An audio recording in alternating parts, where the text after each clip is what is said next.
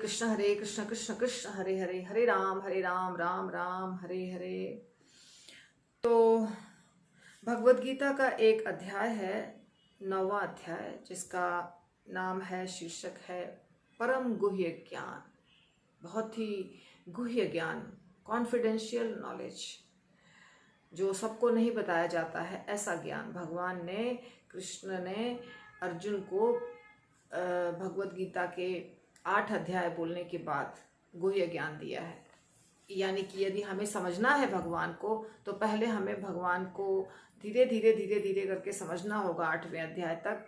तब भगवान हमें वो ज्ञान देंगे जो हमारे जीवन के लिए बहुत ही आवश्यक है, जो सबको नहीं बताते हैं भगवान। लेकिन आचार्यों की कृपा से हम सबको ये पता है, क्योंकि हमें परंपरागत जो बोनाफाइड गुरु होते हैं वो हमें बहुत आसान तरीके से इस बात को समझा सकते हैं। वैसे तो ये है भगवान कृष्ण के वचन, पर इंश्योरेंस कंपनी अपने ऑफिस में ये लिख के रखती है, योगक्षेमम वहाम्यहम्। पर ये किसके वचन है, योगक्षेमम वहाम्यहम्? ये भगवान कृष्ण के वचन है। यही श्लोक हम ले रहे हैं आज, जिसमें भगवान कह रहे हैं, अनन्यश्चिन्तयन्तो माम ये जनाः पर्युपासते तेषां नित्य अभियुक्तानां योगक्षेमम वहाम्यहम्। 22वां नंबर श्लोक है ये। तो इस श्लोक को ठीक से समझेंगे हम। अनन्य चिंतयन्तो माम, जो अनन्य भाव से, अनन्य भाव का मतलब होता है कि दूसरा और कुछ नहीं सोच रहा है, सिर्फ भगवान कृष्ण के प्रसन्नता के लिए ही जो सोच रहा है, ऐसे भाव को कहते हैं अनन्य भाव। अनन्य भाव से जो मेरा चिंतन करता है, अनन्यस चिंतयन्तो माम, मेरा मतलब कृष्ण का, क्योंकि ये शब्द कृष्ण के हैं। तो जो अनन्य भाव से मेरा चिंतन करता है, चिंतन करना मतलब भगवान के बारे में सोचना, उनकी चर्चा करना, उनके लिए उनका कीर्तन करना, उनका स्मरण करना, उनका नाम का जप करना इत्यादि, और उनके सेवा के बारे में सोचना, कैसे उनको खुश करूं, ये सोचना, कैसे मंदिर में सेवा जाकर करूं या घर में कैसे उनकी सेवा करूं।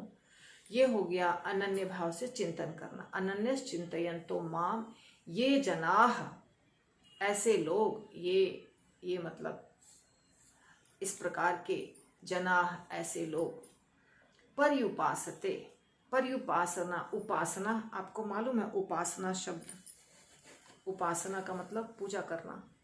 पर्युपासते, ठीक से पूजा करना, जो ठीक से मेरी पूजा करते हैं। और कितना करते हैं, कितने घंटे करते हैं, कितना मिनट करते हैं? तो कह रहे हैं भगवान, तेषाम नित्य अभियुक्ता नाम, जो नित्य मेरी सेवा में लगे हुए हैं। ऐसा नहीं कि सिर्फ जन्माष्टमी के दिन गए कृष्ण के मंदिर, उपवास रख लिए, हो गया हम तो कृष्ण के भक्त हैं, नहीं। तेषाम, उन लोगों के लिए मैं क्या करता हूं, नित्य अभियुक्ता नाम। नित्य अभियुक्ता नाम शब्द भगवान ने यूज किया है, इसमें 2 शब्द है। एक है नित्य, नित्य का मतलब होता है शाश्वत रूप से, 24/7, जो नित्य लगातार एक ही कार्य कर रहा है, भगवान कृष्ण की खुशी के लिए। ऐसे लगे हुए व्यक्ति के लिए मैं क्या करता हूं, योग क्षेमम। योग अर्थात जितनी चीजें उसे चाहिए, उसकी आवश्यकताओं को, और क्षेमम, उसके लिए मैं सुरक्षा या आश्रय प्रदान करता हूं। कैसे?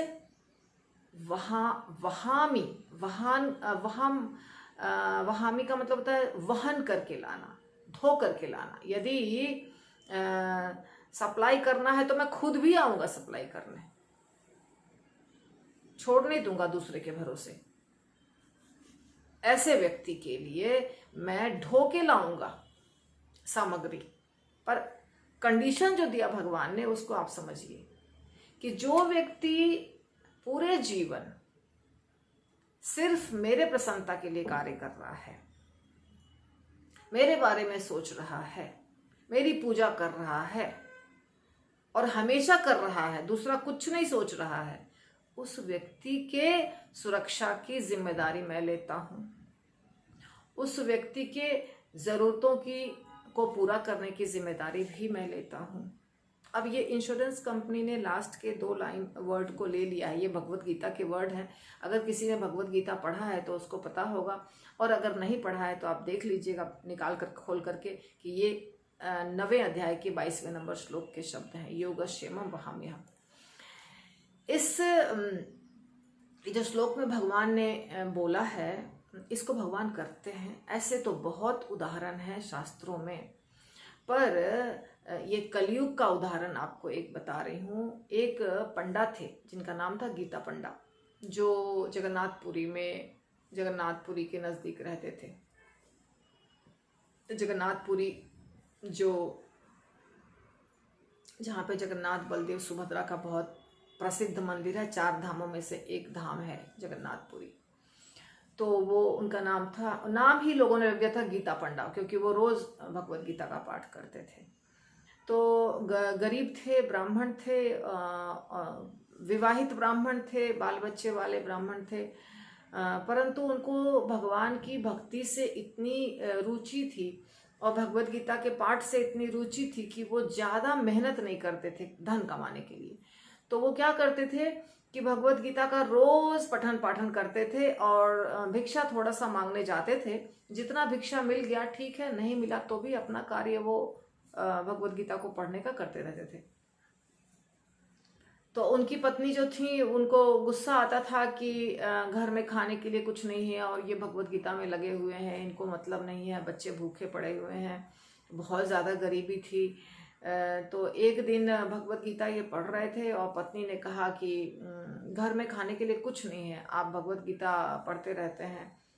तो उनको अच्छा नहीं लगा। उन्होंने बोला कि नहीं, तुम मेरे इस कार्य में बाधा मत डालो, मैं जाऊंगा भिक्षाटन के लिए, पर अभी मुझे पढ़ने दो।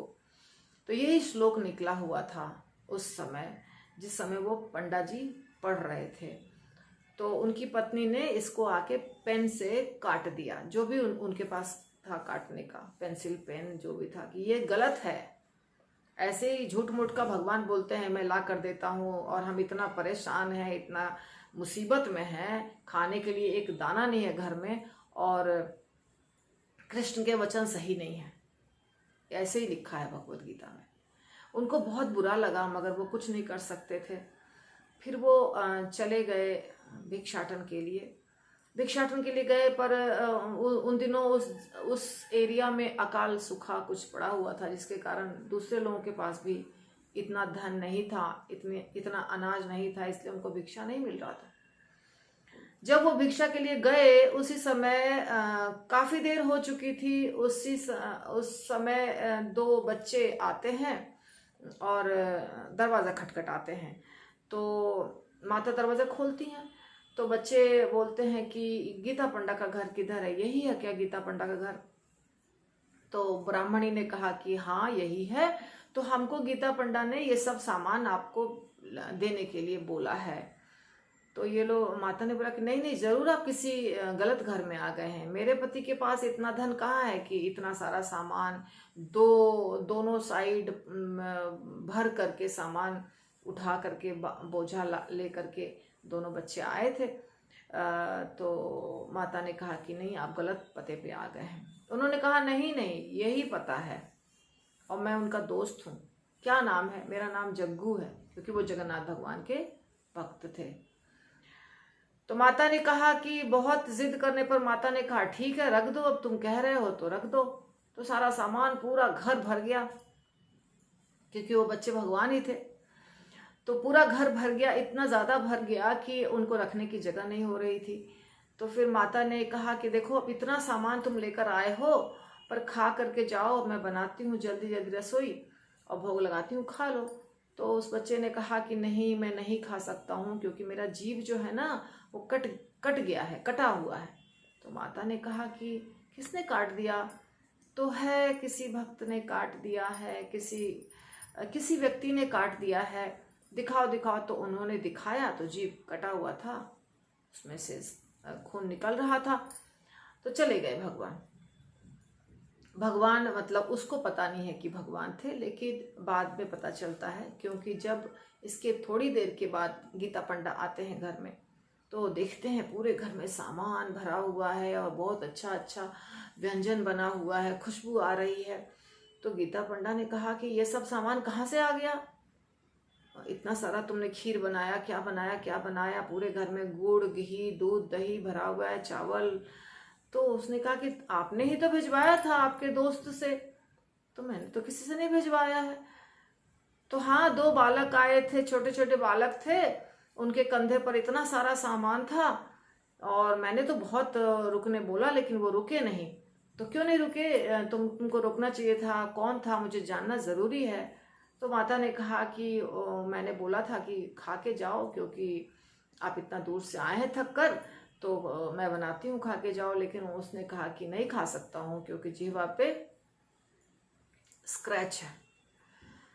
तो गीता पंडा को समझते थोड़ी भी देर नहीं लगी कि ये जो इसने काटा वही स्क्रैच है, और इस बात को सिद्ध करने के लिए भगवान बोझा उठा के अपने कंधे पर ला करके सारी सामग्री हमको दिए हैं।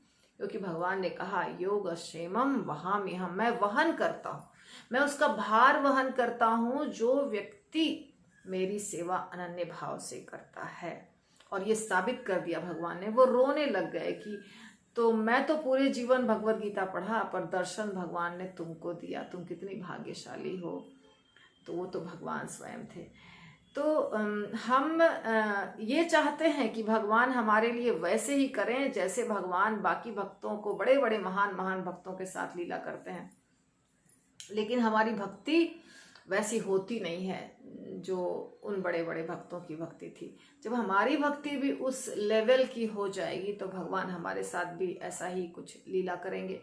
तो हमें पहले भक्ति सीखनी है, भक्ति करनी है। और ये सत्य घटना है, ये कोई बहुत पुरानी घटना नहीं है, कलयुग की ही घटना है, कुछ 200-400 साल पहले की घटना है ये गीता पंडा की घटना। ऐसी बहुत सारी घटनाएं आप देखेंगे, जगन्नाथपुरी में हुई है, वृंदावन में होती है, सब जगह होती है, द्वारका में, तिरुपति बालाजी में, जहाँ जहाँ भगवान के मंदिर हैं और जहाँ जहाँ भक्त हैं वहाँ ये सब घटनाएं होती हैं। इसको लीला कहते हैं। भगवान अपने भक्तों के साथ लीला करते हैं और आपके साथ भी ऐसा होगा। जिस दिन आप भी भक्ति करने लग जाएंगे श्रद्धा पूर्वक, उस दिन होगा। तो योग क्षेमम वहाम्यहम् सत्य है, पर कंडीशन है, भगवान ने कंडीशन दिया है कि आपको मेरी भक्ति करनी पड़ेगी। तो कृपा करके भक्ति करिए और अपने मनुष्य जीवन को सार्थक बनाइए। हरि बोल।